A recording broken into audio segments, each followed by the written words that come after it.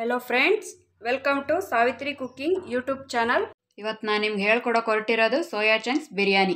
ಬೇಕಾಗಿರೋ ಇಂಗ್ರೀಡಿಯೆಂಟ್ಸ್ ಈ ತರ ಬೌಲ್ ಅಲ್ಲಿ ಒಂದು ಬೌಲ್ ಸೋಯಾ ಚಂಕ್ಸ್ ತಗೊಂಡಿದ್ದೀನಿ। ಸೋಯಾ ಚಂಕ್ಸ್ ನ ಉಪ್ಪು ಹಾಕಿ ನೀರಲ್ಲಿ ಬೇಯಿಸಿ ಇಟ್ಕೊಂಡಿದ್ದೀನಿ 5 ನಿಮಿಷ।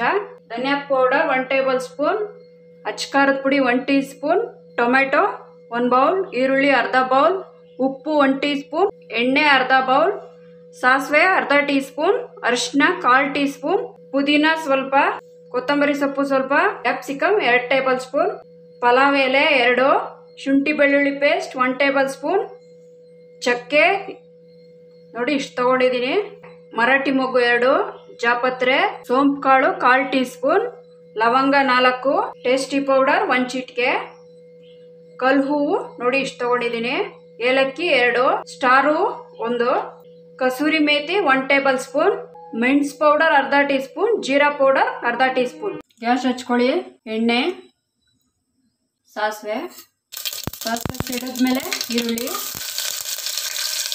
ಟೊಮೆಟೊ ಇದನ್ನು ಫ್ರೈ ಮಾಡ್ಕೊಳ್ಳಿ, ಸೋಂಪು, ಚಕ್ಕೆ, ಮರಾಠಿ ಮೊಗ್ಗು, ಜಾಪತ್ರೆ, ಲವಂಗ, ಟೇಸ್ಟಿ ಪೌಡರ್, ಕಲ್ಲು ಹೂವು, ಏಲಕ್ಕಿ, ಅನಾನಸ್ ಹೂ, ಕಸೂರಿ ಮೇಥಿ, ಶುಂಠಿ ಬೆಳ್ಳುಳ್ಳಿ ಪೇಸ್ಟ್, ಪಲಾವ್ ಎಲೆ, ಜೀರಾ ಪೌಡರ್, ಮೆಣಸು ಪೌಡರ್, ಕಡಿಮೆ ಉರಿಯಲ್ಲಿ 2 ನಿಮಿಷ ಫ್ರೈ ಮಾಡ್ಕೊಳ್ಳಿ,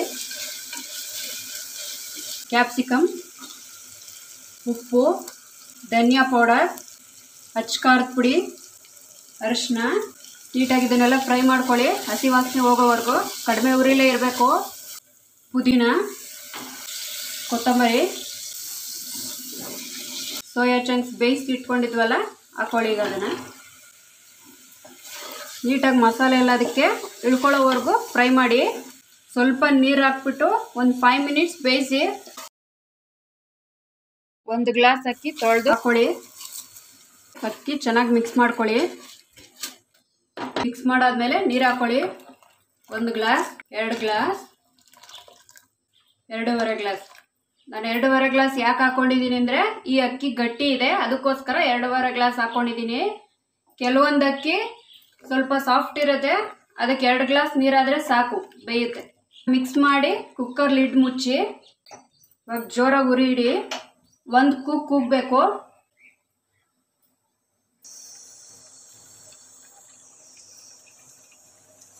ಒಂದು ಕೂಗಿದೆ ಕುಕ್ಕರು, ಗ್ಯಾಸ್ ಆಫ್ ಮಾಡ್ಕೊತೀನಿ, ವಿಷಲ್ ಬಿಟ್ಟಿದೆ, ಓಪನ್ ಮಾಡ್ತಾ ಇದ್ದೀನಿ, ಮಿಕ್ಸ್ ಮಾಡ್ಕೊಳ್ಳಿ ಇದನ್ನು ಕ್ಲೀನಾಗಿ, ನೋಡಿ ಎಷ್ಟು ಚೆನ್ನಾಗಿ ಉದ್ರಾಗಿ ಬಂದಿದೆ, ಕೆಳಗಿಂದ ಕ್ಲೀನಾಗಿ ಮಿಕ್ಸ್ ಮಾಡ್ಕೊಳ್ಳಿ, ನೋಡಿ ಈ ಥರ ಬಂದಿರಬೇಕು। Soya chunks biryani ready to serve.